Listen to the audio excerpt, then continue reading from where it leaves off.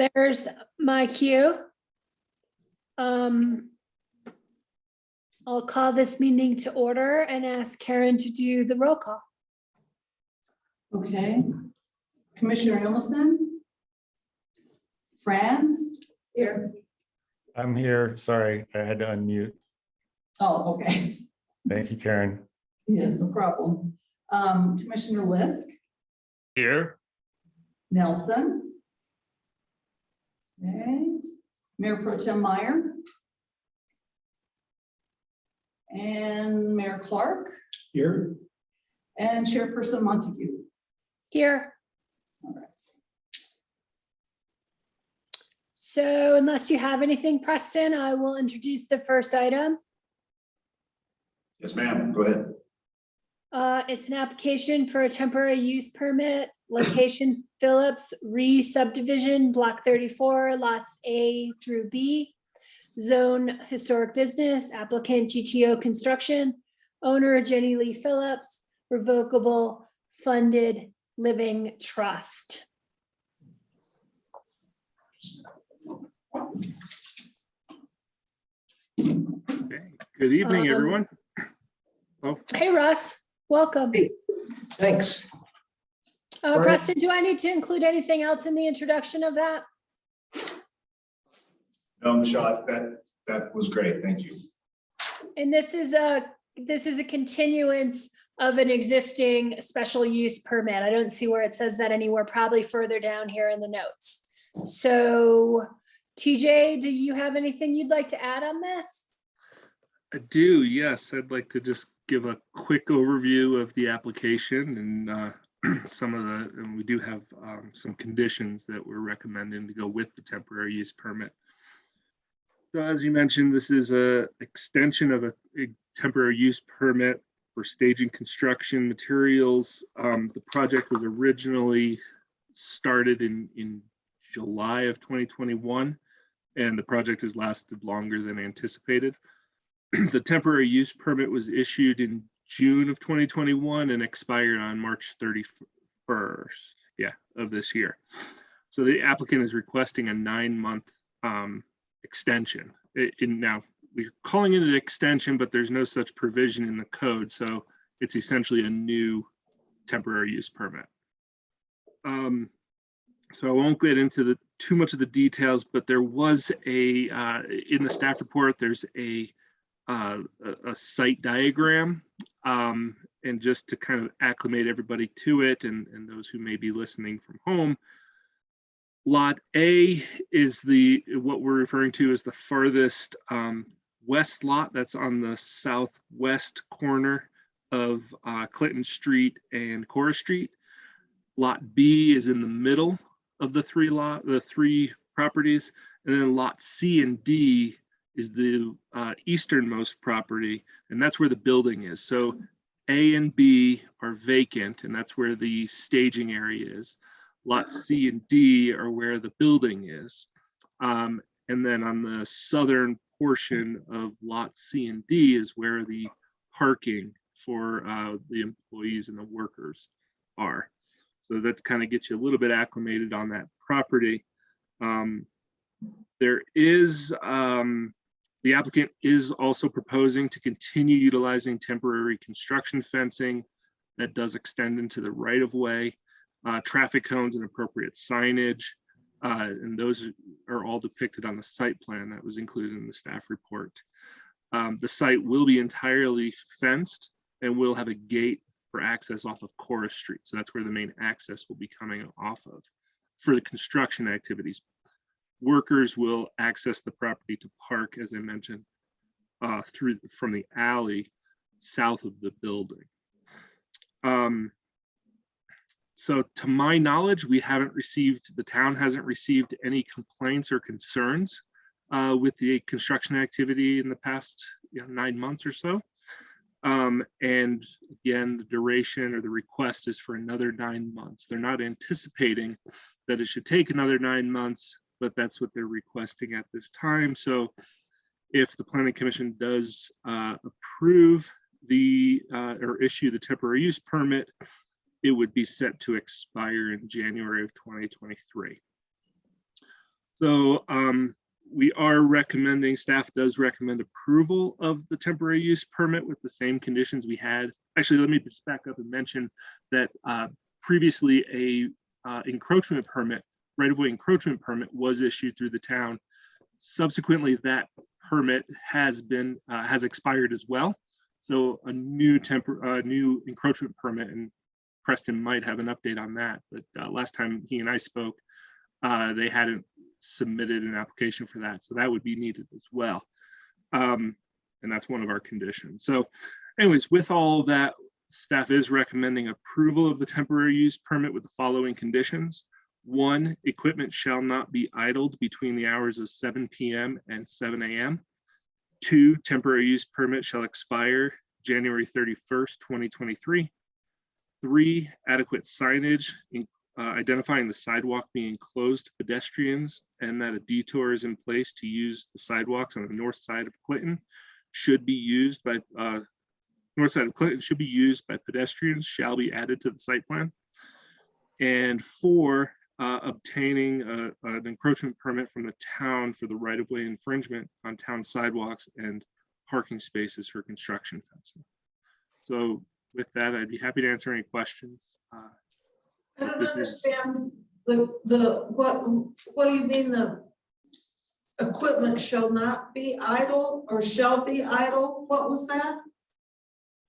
Between 7 a.m. and 7 p.m.? That's just seven p.m. and 7 a.m. Machines can't be running in idle, making noise. Oh, Wait a minute, is that what they? Yeah, from 7 p.m. p.m. to 7 a.m. So it's over. Yeah, right. That's oh, yeah, oh, okay. Outside running business hours. equipment.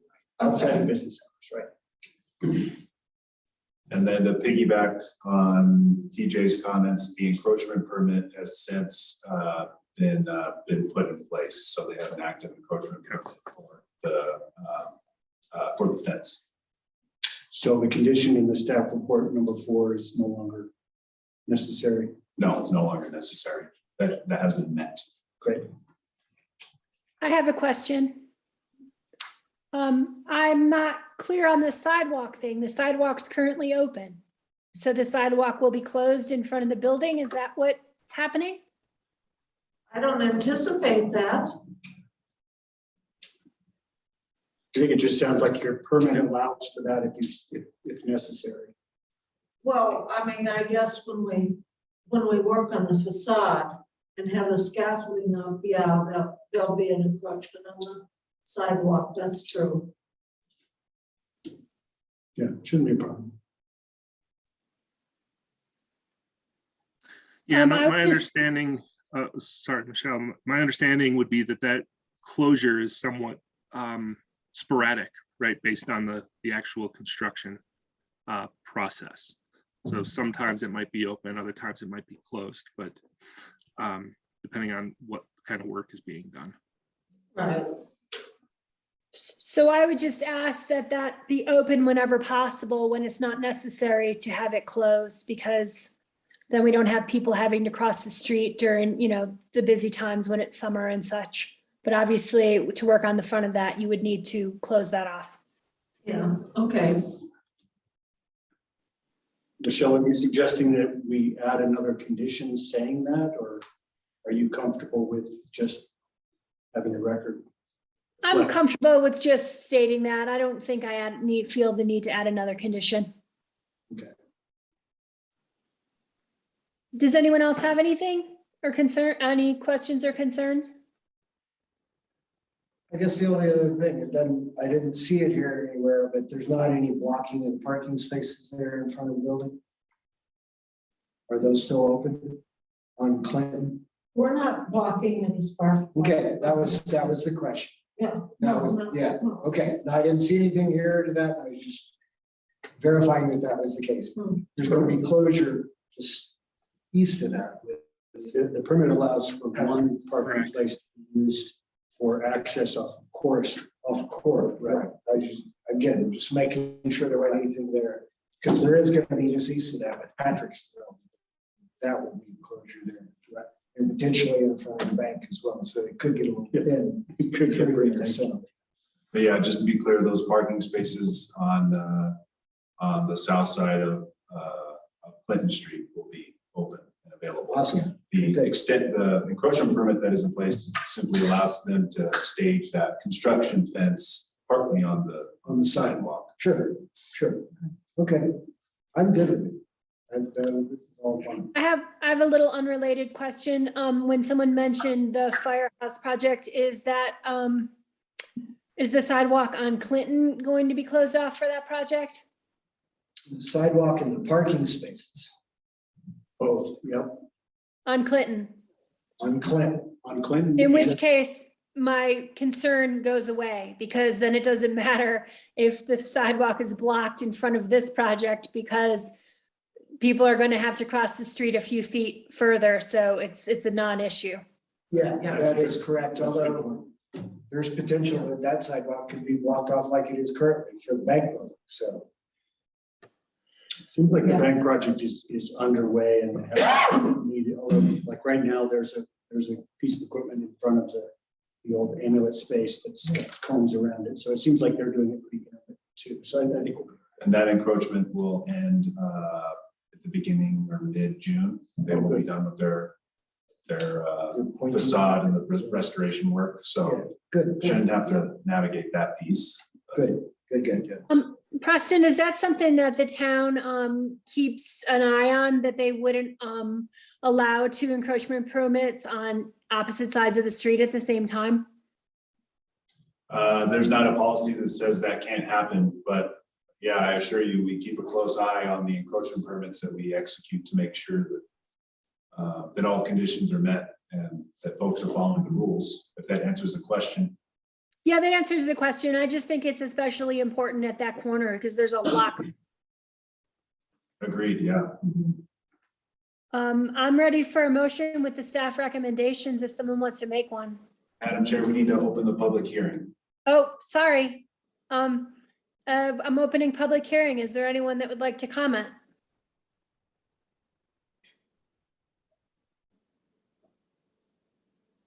I will then close public hearing. And now I think I'm ready for the motion. I'll make a motion.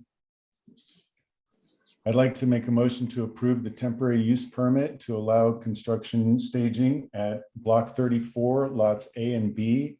Address is 540 Clinton Street in Ridgway, with the following conditions. Equipment should not be idled between the hours of 7 p.m. and 7 a.m. Temporary use permit shall expire on January 31st of 23, and adequate signage identifying the sidewalk being closed, as well as number 4, which is obtain an encroachment permit for the town of for right-of-way infringement. We already have that. Number 4. Number 4's been met, remember? Oh, I'm sorry. Sure. Okay, so we're going to scratch number 4 then. Okay, I'll second that with the 3 conditions. Thank you. Probably need to do roll call. So we have, Are you there, Michelle? Oh, I'm here. We have a motion and a second. We're ready for a vote, right? That's correct. oh, yeah. I'm ready. Okay, so Commissioner Emelson, Aye.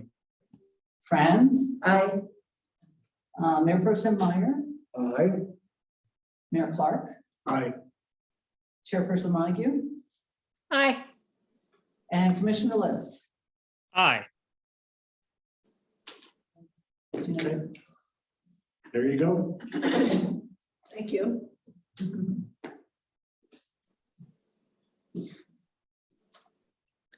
Well, thank you. Next item.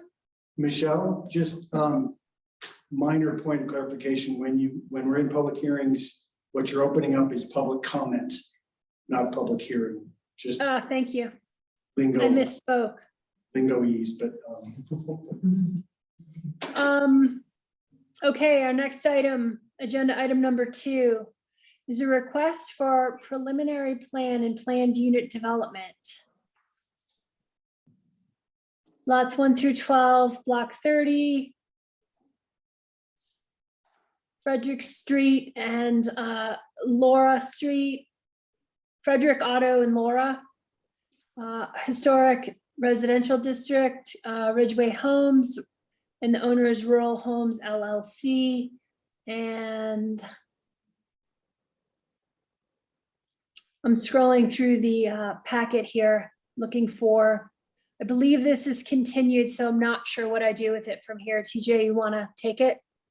Sure, I'll go ahead and take it. Yeah, and just again, because it was notified as a public hearing, we'll probably want to just see if any public comment is for it, if any public is there to comment on it. But Okay. so just and in that vein, I want to give just a little bit of background in case there is somebody there and we have it on the record. So the subject property, as you mentioned, is located east of and adjacent to Laura Street, south of Otto Street. The property is described as lots 1 through 12, block 30, and the lots are currently vacant with no existing structures or improvements on them. Further, no adjacent roadways, including the alley to the east, are improved. The parcel was approved for 14 residential units as in the sketch plan application on September 28th of last year. And as you mentioned, the property is currently zoned historic residential. So on Friday, April 22nd, the applicant submitted an email withdrawing the application for the preliminary plat and the PUD in order to make amendments to the request, which will require an amended sketch plan application. So just to clarify, this isn't a continuance, it's a withdrawal of the application. And so based on conversations that staff had with the applicant, which led to the request, it is anticipated that the updated submittal will be submitted this week in hopes of presenting the updated sketch plan, a combined sketch plan and preliminary plat PUD to the Planning Commission in May. And that's because there aren't, there's some significant changes, but it's also generally consistent with some of the conversations we've had before. So staff is supportive of a potentially a combined application.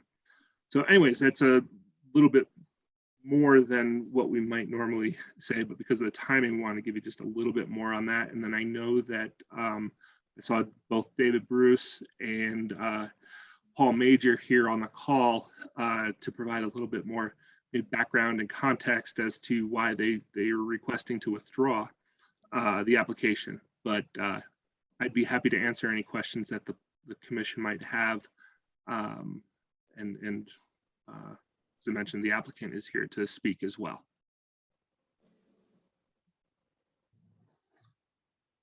Perhaps we'll have questions after we hear from the applicant. If the applicant would like to speak, I guess that's not public comment, that's the applicant, so have at it.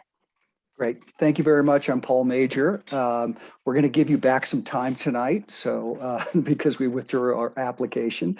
TJ covered the sequence of events. We are amending what we are submitting and doing a combined sketch plan and preliminary plan because we have a better plan. It's essentially the same exact proposal that you saw in sketch plan, a 14-unit affordable housing, deed restricted development priced for local workers. We are a nonprofit developer. We're not trying to make more money or trying to do anything different. We have learned a lot in this process. This is the most challenging time to construct, probably in the recent history of mankind constructing things. And so we've adopted a modular home approach, which means most of the house gets built in a factory, and about 80% of that house gets built in the factory. And for us to deliver the project on time and on budget, and to meet those very aggressive sale points so we can sell a home to a local school district employee, a town employee, a sheriff, whoever it is, that frankly can't live in the community where they work, we have to have a very concise timeline from construction sequencing, and we have to get a slot in the factory. So Buena Vista, the Fading West factory that we're sourcing from is in Buena Vista. They open in November. As I said, we've learned a lot since we came to you with the sketch plan last fall. And the factory's now open. The factory's producing homes. We are constructing in Norwood. We're 2 months or a month and a half into Norwood, building 24 homes in Norwood. So we're learning all about that sequencing and what goes around, again, that modular construction and how fast and what needs to happen when and where. So part of this pulling the application, amending it and resubmitting it is from some of the things we've learned about the modular construction and the types of homes and how to build, frankly, a better neighborhood. It'll be an improved historical, it'll have improvements to the conformity to residential historic. That's number one. Number two is these are minor, literally minor infrastructure changes that will all be in one package, both a sketch plan and a preliminary plan. And as TJ said, we are going to resubmit that next week. It's very aggressive for us. It's going to be very aggressive for the town. We are asking, we've talked to Preston about expediting the review so we could be in front of you, the Planning Commission, on May 22nd or 23rd, with the council seeing it on June 8th, with our ability to start construction immediately after that. Because going back to what we know now about construction and building affordable housing, our slot in the factory will deliver our boxes in October. We'll deliver the homes in October. If we can't accept those homes, we have to give up that slot. And frankly, we will probably lose, we will lose the construction year, and it's essentially will be a project for next year. So we're asking for an expedited review from Preston and the staff so that we can hit the May P&Z meeting so that we can deliver a project to the community in the fall with people moving in, buying their homes and moving in December. So again, I want to emphasize, because you guys have a lot of developers coming through Ridgway asking for a lot, but keep us in a different category. We're a nonprofit developer. We're making zero money. These are all break even, these projects, and we're trying to deliver homes for your local workforce. So we ask, in exchange for doing that, we ask for, your consideration and the staff's push to expedite the review so we can get in front of you on May 23rd. It will be a complete application. We're not taking any shortcuts. We just want to make sure that the staff is encouraged to expedite it so we can get to May 23rd. So happy to answer any questions.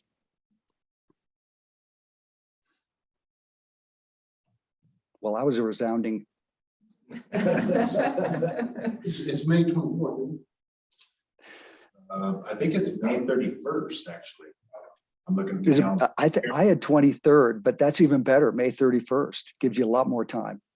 TJ, I think it's the 31st, isn't it? Tuesday? Yep, it's the last Tuesday, so it'd be Awesome. the 31st. Does anyone on the commission have any questions or comments? Michelle, I don't have any questions right now, but I did want to disclose that I do live behind this property where it will be constructed. And I was,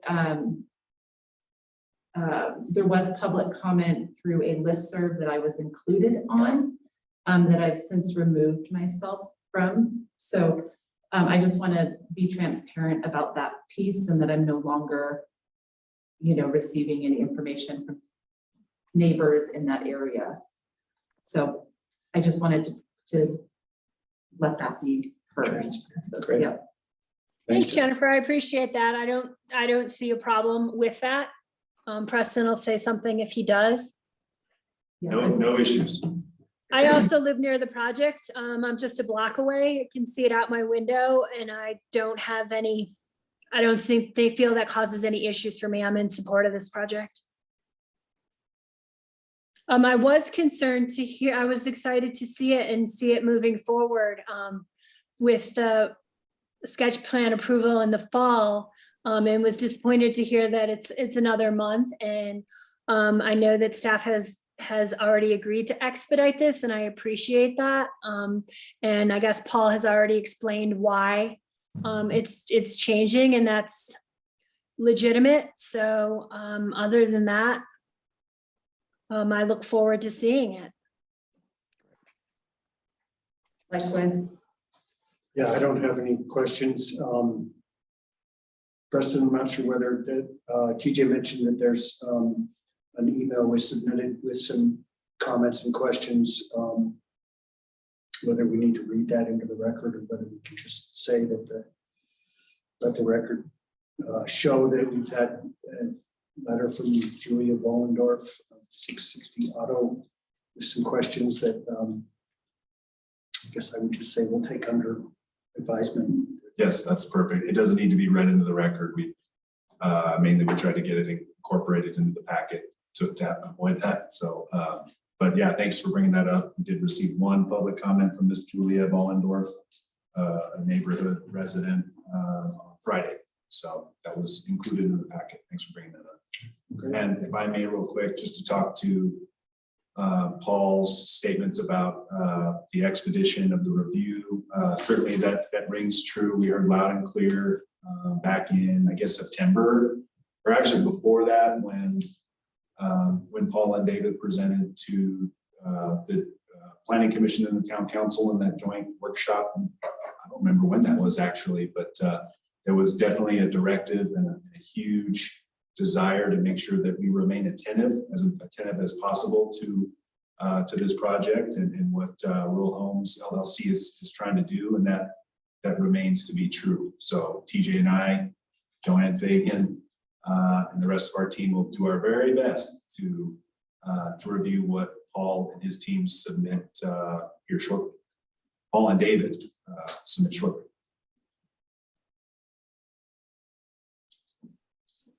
Bill, you're on mute, but it looks like you want to say something. Sorry. Yeah, I do have one question. I'm in support of this. First of all, I'm definitely in support of the project, but I have a question for the applicant about the rising interest rates and what sort of concern you have about producing something that it will be more and more expensive as the Fed ups interest rates. Yeah, no, it's a great question. And rates are what, 5% now retail, and they're going to go to 5.5 very quickly, and they could go beyond that. Not that we anticipated this, we're not that smart, but we actually created a fixed 30-year mortgage at 2.5% for incomes at 80% AMI and below. Wow. So that is a big, it wasn't a big deal a year ago when rates were 2.65 and anybody could get that. But we've now got a product where it really allows somebody at 50% AMI to buy a house that's sort of priced at 60% AMI. It's just that buying power of amortizing your purchase over 30 years. Wow. And potentially you could qualify for down payment assistance. That's a program through the state, but for I think at 60% AMI, you could get 100% of your down payment coupled with that 2.5% 30-year fixed mortgage. So we're super excited about that. We're worried about those households at 80% and above for their mortgage products, Right. because it is 5.5 or it's 5%, and that has severely reduced the buying power of those households. So there's no answer there yet, but it's a big deal. Yeah, it's a very good deal. So yeah, thanks. Yeah, I would point out that the down payment assistance fund that's been created through Riverfront Village effort and Uray Home Trust of Uray County is going to become more and more of an important piece of the puzzle here as interest rates go up. So glad to see that happening when it did. And then I would just add, probably goes without saying, but I just want to make sure it's clear to the applicants that The onus is really on them to make sure that all their details of their submittal are as complete and accurate and down to the cross T and dotted I as possible. Every time we get an application, a submittal, there's always things that are missing and that maybe need to be a little tweaked a little bit, but you guys need to really, if you want the expedited process to really work in your favor, it's as much your responsibility to make sure that your submittal is really complete, more so than most of the ones we see. So like I said, that probably goes without saying, but I just want to make sure it's on the record that we really need you to step up for it to work all the way around. Thanks, John. Do you have something else? Well, I was just gonna say, you should probably ask the public comment. Yes, I was getting ready to do just that. Great. I would like to open it to public comment. Is there anyone in the public that would like to comment?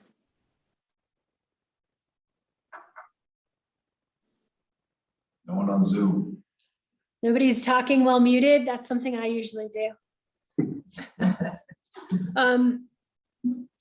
Okay, then I will now close public comment. And it says here on the staff recommendation, there is no action needed on the part of the Planning Commission. So I would just like to wish the applicant luck and look forward to seeing this project hopefully next month.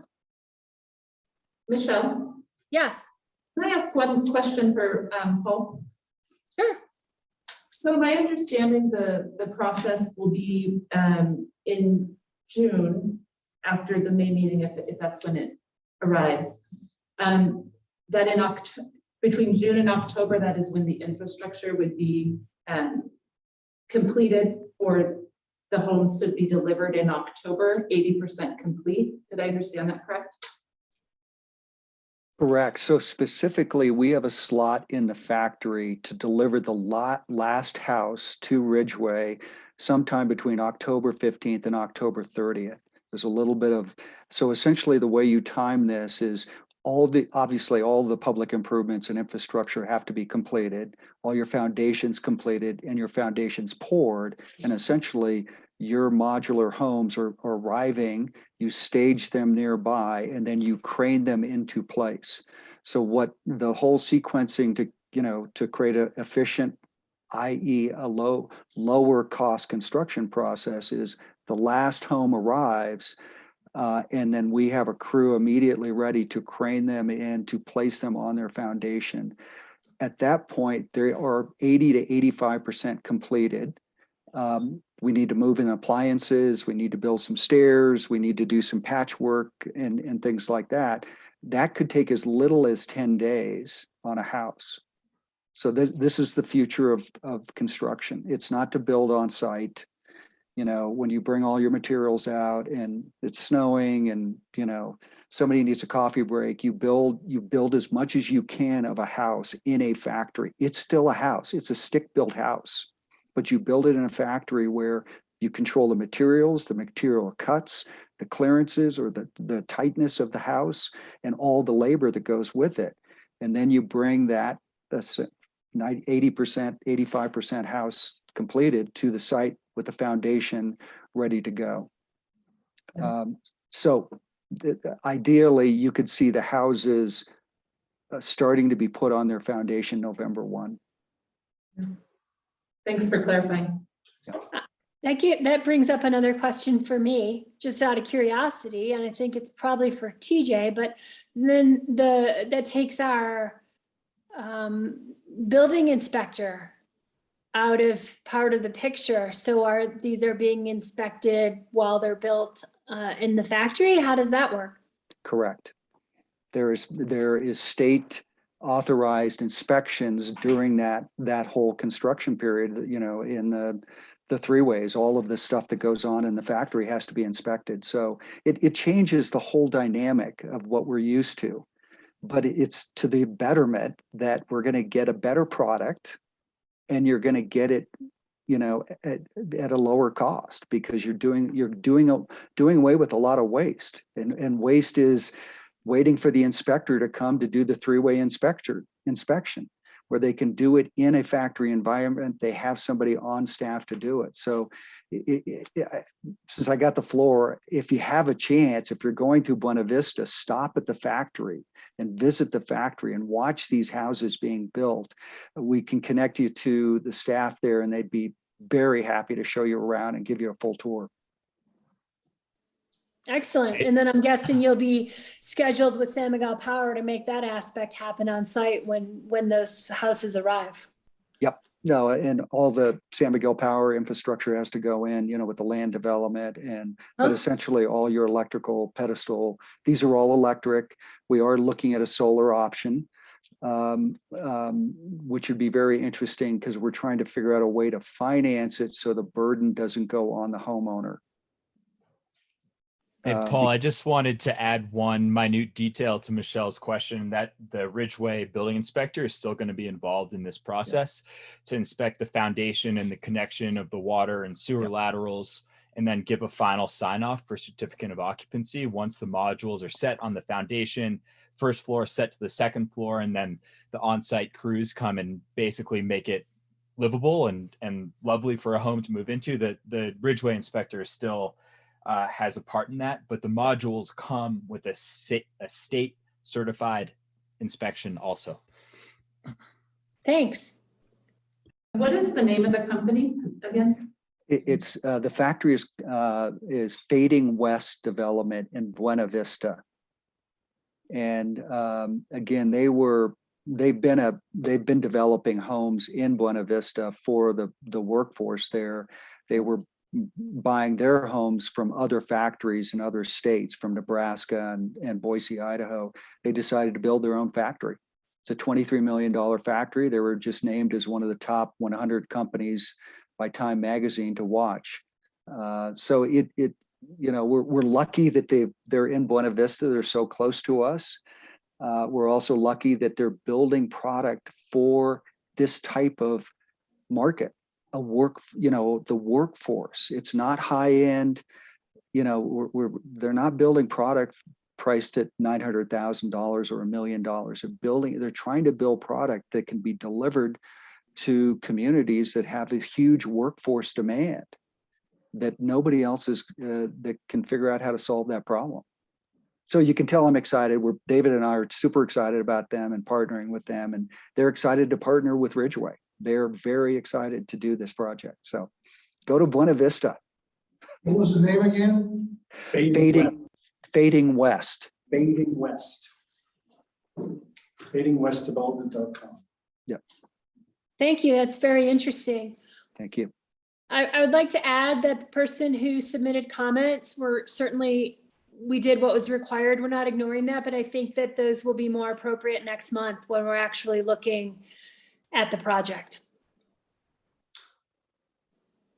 And just so everyone knows, I provided Julia with a very detailed response to those questions last week. So I've been in touch with Julia on a number of occasions about this project, and we'll make sure we give her the information she's looking for along the way.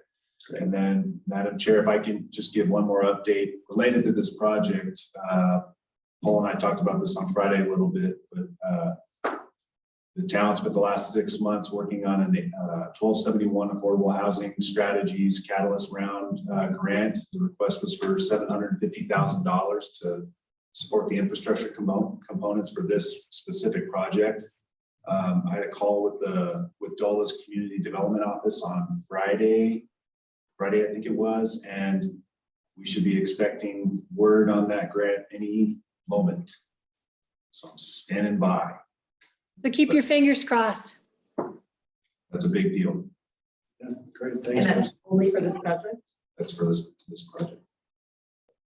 To So support fingers. the components Yes. on this project. That's fantastic. Sorry, Preston, I just wanted to add that I also responded to Julia on behalf of the applicant and addressed some of her questions and concerns, and took some of her advice into consideration for this next round of planning. So I'd like that to be on the record, and fingers crossed for House Bill 1271. I hope everyone has a good evening. Thank you. Thank Thanks, you. Paul. All right. Anything else on that? Nope. Okay, we are moving on to the third agenda item.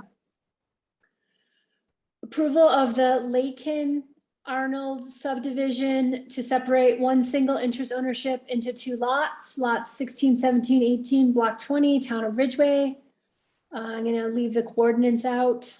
Address 377 North Laura Street, south of Frederick, north of Charles, west of and adjacent to North Laura Street. Historic residential, single family, Beth Lakin, applicant and owner. TJ, I'm just gonna hand it right off to you instead of having to repeat what I say and straighten it out. Excellent. Yep. So we have, I think it's the third time this is in front of the Planning Commission now. It was originally submitted in September of 2021. And at that time through the review, we noticed that the sewer line was not extended far enough to serve both of the proposed lots. So when we went back to the applicant, she decided to request a tabling for a few months to be able to design that sewer line and get it installed before coming back to Planning Commission. You may remember back in November, I believe it was, we requested, the applicant requested continuance to April, so that's where we are now. And unfortunately, with all of there's a lot of work going on, so she wasn't able to secure a design team to get it done in time. Although I believe it was on Friday, the applicant sent us or sent us the design or told us we should be receiving it very shortly. So unfortunately, it just missed, but the request is continue it once more to May, the May Planning Commission. We do anticipate having that reviewed for your review and consideration at the May meeting. So the request is to continue the hearing to May, the May 31st, 2022 Planning Commission meeting. So I'd be happy to answer any questions that you might have. But similarly, we're just continuing it to May. Does the commission have any questions? It's pretty straightforward. Yeah, I mean, TJ, does it feel like that's enough time? Yes. So that it doesn't come back up again? Yeah, I believe that it is. I think it was just to extend it another 30 feet or so. So it should be a pretty quick review. And we're pretty comfortable with this timeline. Great. Sounds like she almost made the Yeah. deadline for this week. So. Yeah. Yeah. Okay. I have a question. With the almost made the deadline, does the work have to be done before we approve the subdivision? I don't believe so. I think we can condition on that. But I might, because I might defer to Preston on that as far as the construction process. Right, no, it doesn't have to be done. An approval can be contingent upon approval, and then execution of the plat could be contingent upon the sewer extension being completed to the approved designs and completed to town standards. But I do believe the applicant's looking to have their contractor giddy up as soon as the design is approved. But the applicant's not here to talk to that, so, but that's my belief. That's what the emails in the application packet represent for sure. Mhm. Any other comments or questions? I'll open it to public comment.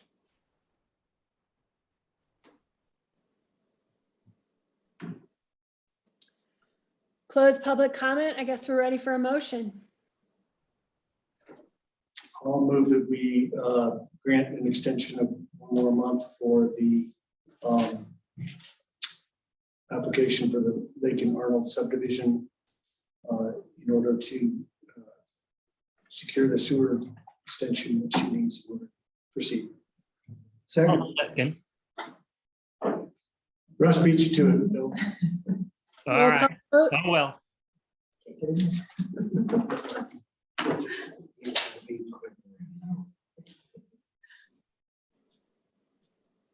Roll call vote?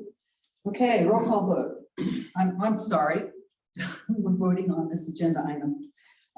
Commissioner Emerson, Aye. Franz, Aye.